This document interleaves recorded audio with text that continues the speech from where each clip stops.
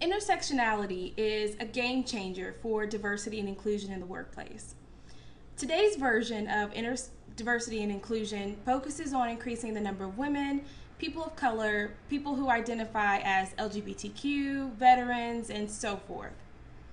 Business leaders have literally spent years focusing on solutions that directly benefit people who identify with one of these groups. And the goal is to increase the number of perspectives at the table. In turn, this also increases a company's chances of creating the next best product or service. But we've also learned that diversity and inclusion helps with attracting, retaining, and developing a wide variety of talent. When we shift to an intersectional focus, we begin to look at diversity and inclusion a little differently.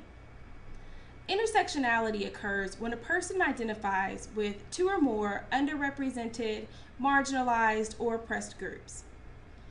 And this is really a game changer for diversity and inclusion because it forces us to look at the individual instead of the group.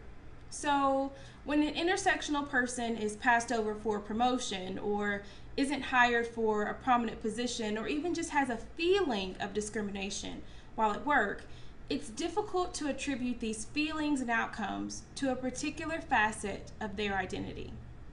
For example, if an African American woman who is openly bisexual is constantly passed over for a promotion, it's hard to know if her race, sexual orientation, or gender are to blame.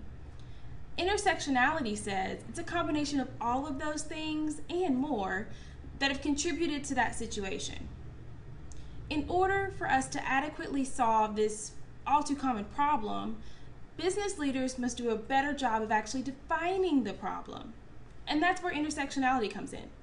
It helps us define the many ways society and our work environments treat people who identify with multiple marginalized groups.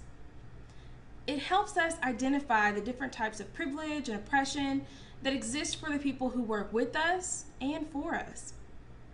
Once business leaders understand and incorporate intersectionality into their viewpoint on diversity and inclusion, we begin to look at people from different backgrounds more like humans.